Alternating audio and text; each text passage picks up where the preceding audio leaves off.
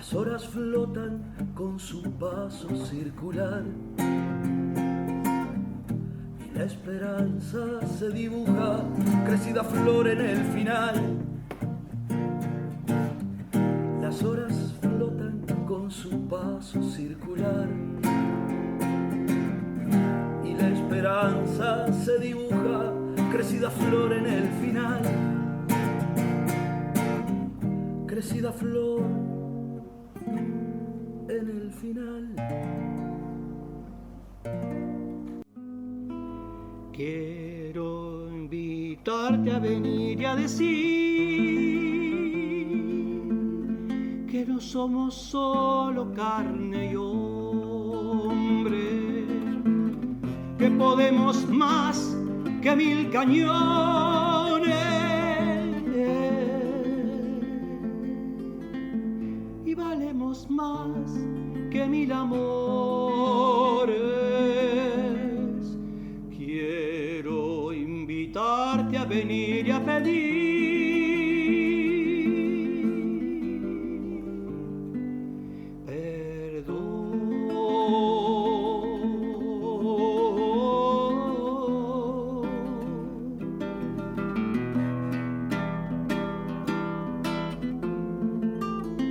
Para retrotraernos a 1973, primero tendríamos que retroceder incluso un tiempo más atrás todavía, ¿no? En primer lugar, tener en cuenta lo que sería el plano regional. Cuando en Uruguay se produce el quiebre institucional en 1973, era de los pocos países de América Latina que todavía conservaba un sistema democrático de gobierno, por lo menos desde el punto de vista formal, si bien había un aumento notorio del autoritarismo de parte de los diferentes gobiernos. El 27 de junio de 1973, Bordaberry decretó la disolución de la Cámara y la revocación de las juntas departamentales. Las Fuerzas Armadas tomaron las estaciones de radio, se intervinieron los entes autónomos, se reforzó la censura y se limitó el derecho de reunión. Se instalaba de esta manera la plena dictadura. Luego empezó la vida en dictadura, la peor etapa de nuestras vidas de adolescentes. Por poner un ejemplo para los más jóvenes, que veo que hay muchos, en el liceo teníamos día a día controles antes de entrar que están muy lejos de las libertades que hoy poseemos. El primero era que te verificaban el corte de pelo, el cual no podía tocar el cuello de la camisa. De ser así, te enviaban a tu casa y hasta no corregir ese detalle no podías volver a entrar. A los más grandes, hablo de segundo y después estaba preparatorio, se les impedía entrar siquiera con una barba de 2 días. Tampoco podíamos juntarnos en reuniones de más de 3 personas. Teníamos prohibido practicar actividad que estuviera relacionada con algún sindicato o asociaciones de estudiantes, y menos hablar de política. A tal medida que si lo hacías y te escuchaban, muchas veces te denunciaban y te suspendían por unos días. Además está decir que además de los militares que nos agobiaron durante todos esos años, también los civiles colaboraron, sí, de gran manera con las Fuerzas Armadas del momento. Esto se fue profundizando el año 73, ya junio, ya se terminaba el año. En el año 75 yo ingresé a Magisterio y era el año de la orientalidad y había que poner todos los días en el cuaderno o en la hoja esa inscripción y los profesores pasaban a ver si era cierto que tú habías cumplido con eso. En mi casa la primera consecuencia que tuvo la dictadura, por supuesto, fue la destitución de mi padre del liceo Rubino, como docente. El motivo, parece que era bastante sedicioso, era el presidente de la asociación de docentes del gremio, del liceo, ¿verdad? Eso bastó para que él no pudiera ser más docente. Tocando bocina cada vez que pasábamos por Trinidad, yo tampoco entendía, ya era más grande, pero no entendía por qué había que tocar bocina pasando el cuartel de Trinidad, era que Wilson estaba ahí, por supuesto. Los recuerdos de hacer un silencio de misa en el momento del informativo o en el momento de los debates tan buenos que se daban en esa época por el sí, por el no. Y bueno, y es una familia que, repito, no sufrió más de la dictadura que eso, ¿tá? Con pequeñas anécdotas, pero que sufrió mucho. Es decir, el sufrimiento de todos, el posterior, y no solo por mi familia, sino por ver lo que le pasó, ¿tá? A amigos, a padres de amigos, por no entender por qué, ahora se me viene a la mente, por qué siendo niño, siendo casi adolescente, teníamos que ir a ver al doctor Peralta a Costa Azul, porque no podía entrar a Durazno. Los liberaron, pero con la prohibición de entrar a Durazno. Entonces estábamos en Costa Azul, nosotros íbamos a la casa. Papá me dice, vamos a la casa del Lilo Peralta, que es mi doctor, y lo conocí allá. Para mí, cuando ubicamos la dictadura en el 27 de junio, me parece que estamos hablando de un puntito en la historia, y estamos hablando de un puntito en el Uruguay, cuando eso era un fenómeno que traspasaba fronteras. Es un fenómeno que venía de mucho atrás, de muy atrás, y que se prolongó casi diríamos que hasta hoy. Si nos ponemos un poco exquisitos, creo que estamos pensando que la sombra larga de la dictadura todavía llega hasta nuestra época, porque por distintos motivos, por los informes que se transmiten ahora y que todo eso, ya vemos que hay cosas que están trascendiendo gobierno, trascendiendo actitudes, trascendiendo ideología, trascendiendo política. ¿Qué podemos darle nosotros a los que están presos, represores en este momento? Porque son mayores de 70 años, yo también soy en este momento mayor de 70 años. ¿En qué los podemos favorecer? A ellos que hicieron todas las cosas que hicieron. Yo pienso que no podemos favorecerlos.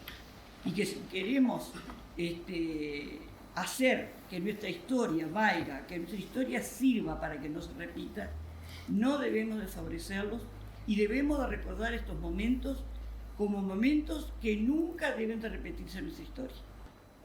En un asado familiar, un amigo de mi padre se adelanta justamente un par de meses antes de que ocurriera el golpe, y se adelanta en un comentario que escucho yo, que justamente esto va a terminar en un golpe, dice. El que dijo eso fue el Gallego Ramos, que todo lo debe haber conocido. Y entonces me quedó picando en la cabeza eso del golpe. Yo golpes los conocía en los golpes de los porrazos y de las piñas en los recreos a la salida de la escuela. Pero después, golpes no asimilaba qué podía hacer. Justamente, cuando llegamos a 73, nos encontramos justamente con esta triste realidad, y cuando llegamos al liceo había un jeep con 2 soldados y una ametralladora así encima de la vereda del liceo. Nadie entendía nada, el liceo con la puerta entornada, no había ningún movimiento por fuera, cada tanto llegaba la gurizada, pero volvía. Nos decían, no hay clase, vuélvanse. Nosotros con el grupito nuestro llegamos hasta la puerta, estaba entornada, se asoma Brito, que estaba oficiando el portero, nos dicen, Ulises, vaya para su casa que acá no hay clase. Nadie entendía nada, volvimos, y después justamente llegamos a casa, estaba la radio encendida, la marchita de las fuerzas conjuntas, y ya se estaba comentando en mi casa, mi padre, que había ocurrido un golpe de Estado. Lloré varios días luego que me separaron de mi madre. No aceptaba la leche que me daban. Por el contrario, mi madre tenía leche de sobra y tuvieron que darle hormonas masculinas. La pusieron al lado de una celda donde había una madre con un bebé. Mi madre estuvo muy mal psicológicamente después de entregarme. Pasaron los años y salió mi madre de la cárcel. Tuvimos siempre una custodia que nos vigilaba y hasta veíamos los cambios de guardia. Iba a visitar a mi padre en Libertad, así como había ido a visitar a mi madre a varios cuarteles, a la cárcel de Paso de los Toros y a la cárcel de Punta de Rieles. Muchas vivencias, algunas dolorosas, pero una de las cosas más lindas eran los regalos que nuestros padres nos habían hecho con sus propias manos. Y acá tengo uno de ellos. Esta bufanda me la tejió mi papá cuando era yo chiquita, iba con ella después.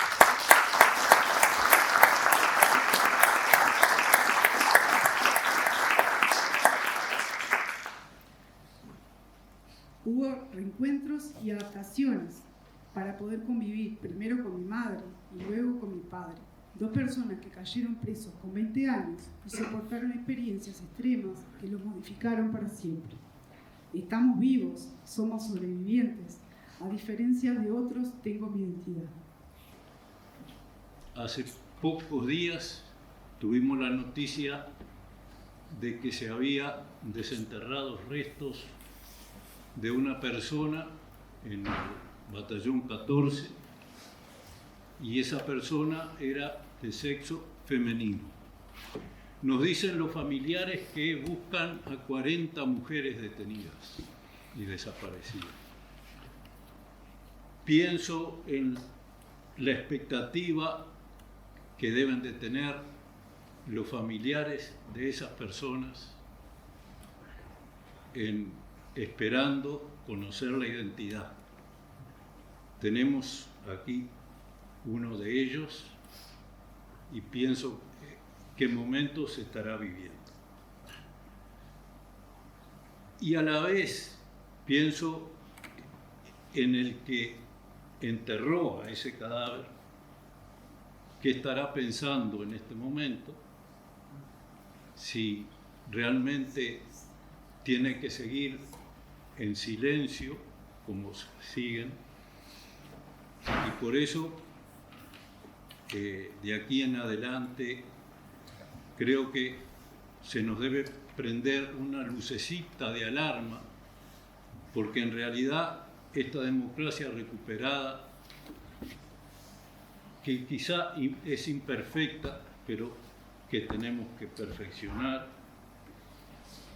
pero el nunca más se hará efectivo, ¿verdad?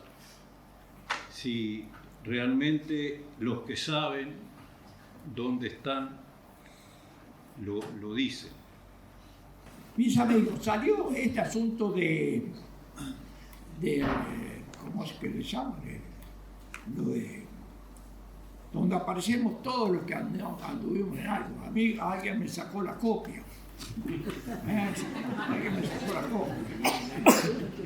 Y dice quién soy, y Arrillaga, cura, es cura, dice. Ya me bajó de grado. El año 1963 fue detenido en el batallón de artillería número 2 por realizar reuniones no autorizadas en la Sociedad de Fomento Rural de Durazno. Que no eran autorizadas, yo no sé, pero tal vez que no. Porque las hacíamos sí. Bueno, y se concurre a reuniones con todos ustedes, acá están todos ustedes. No, los nombres no. Pero clasifican presos, agitadores, todo. Estaba yo reunido con ustedes en la iglesia San Pedro. Bueno, así que todos son muy católicos, porque era ya la Plaza Artigas, estaban las escuelas, todo, y empieza el orador, inspector departamental de enseñanza. Ya los tenemos a todos presos, ya los hemos procesado, 40 han sido procesados, creo que eran 70, algunos, fuerte, diciendo así nomás, y a mí estaba rodeado de una serie de gente que conocía ahí, unos de antes del época real, estaban conmigo, todo el cura, me presentaban gente, tenían un buen grupo. Cuando dijo eso, digo, ¡qué animal! Están los hijos ahí, está hablando de esa manera. No me quedó nadie.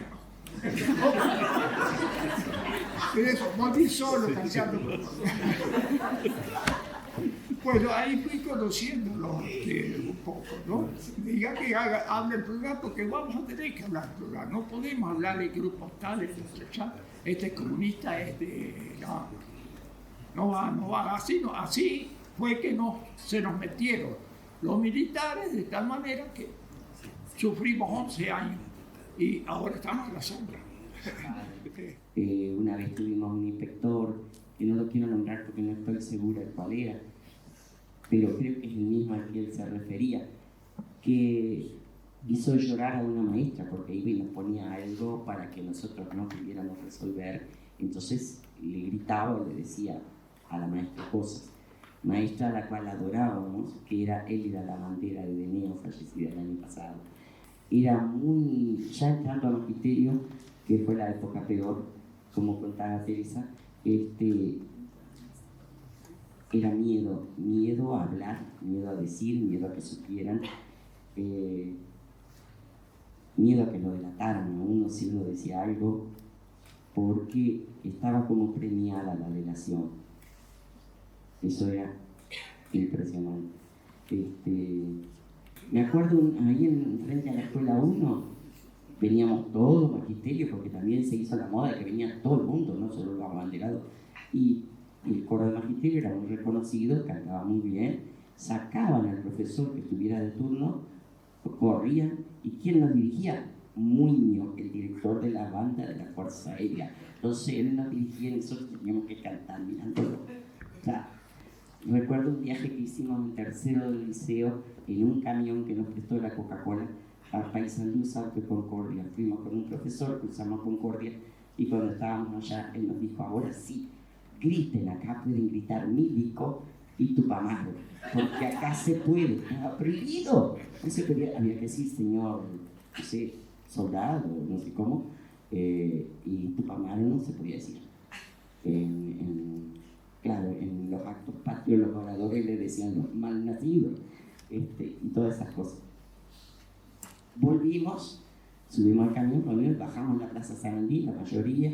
Al otro día teníamos reunión de profesores donde nos entregaban las notas, y ahí nos enteramos que el profesor que había ido con nosotros había caído preso bajo la acusación de fabricar bombas en el subsuelo de su casa.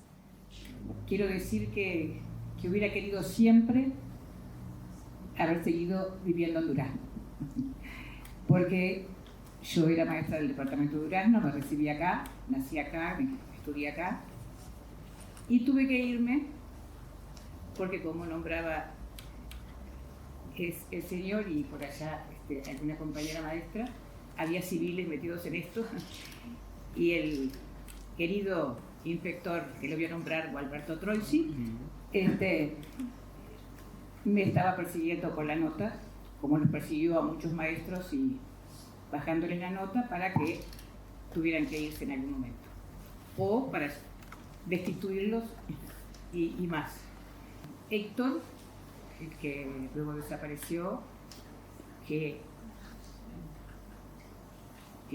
tengo diríamos la suerte dentro de todo lo malo, de que ahora se ubicó el cuerpo de él y se reconoció, se identificó el cuerpo de él en Buenos Aires. Era abogado de los presos, de presos políticos. Además de ser abogado de sindicatos, era abogado de presos políticos. Y venía acá a Durazno, al cuartel, y fue al penal de Libertad. Y un día estaba hablando con mi hermano Oscar y le dice: pero a vos te están buscando. Acá nos enteramos de que a vos te están buscando. ¿Qué estás haciendo acá? Y estaba requerido. Entonces, pero él era tan idealista él decía: no puede ser, yo no tengo ninguna causa para que me detengan, ninguna razón, yo no he cometido ningún delito. Y quería ir a hablar con el juez militar aquel, Silva Ledesma, que había sido compañero de él de estudios de abogacía, y bueno, no lo dejaron. La señora, los amigos, ya lo hicieron meter en la clandestinidad, porque era ya peligrosísimo. Y en ese momento mi hermano Hugo, el menor, iba a estudiar medicina en Montevideo y iba a vivir a la casa de mi hermano Héctor. Y se llega a la puerta de la casa y le hacen una seña allá arriba de que se vaya. Y ya estaban, habían ido a allanar la casa. La dictadura tuvo muchos matices. Sufrieron mucho, por supuesto, los de adentro, y los que desaparecieron fueron los que más sufrieron, pero también sufrimos los que estábamos afuera, porque era tan tremendo todo eso, y el tener que soportar todo eso, que realmente saber lo que estaba pasando, además, y no poder hablarlo, porque si te encontraban hablando ya te podían llevar, ¿no digo? Bueno, pero era eso un poco. Yo no sé, realmente era un poco lo que quería decir. Ustedes saben que hay mucha gente y en este momento que se encontró, como decía él, un cuerpo, que estamos siempre buscando que aparezcan todos, que se encontró un cuerpo y ojalá se pueda ver pronto. Es algo, es como una luz en medio de tanta oscuridad. Nosotros vivimos con el caso de nuestro hermano, que ahora estamos por empezar el proceso de justicia, y espero que sigan apareciendo. Y como decimos, hasta que no aparezcan todos, esto no se termina. Hay una luna que mira lo que no ves. Hay una luna que mira lo que no ves.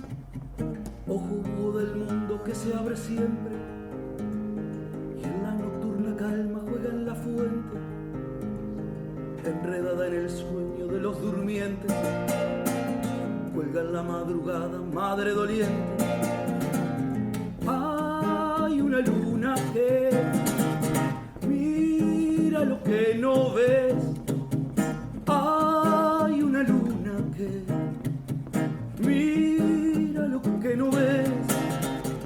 Y si cada corazón su río de amor libera, habrá un torrente de luz regando una nueva tierra. Y si cada corazón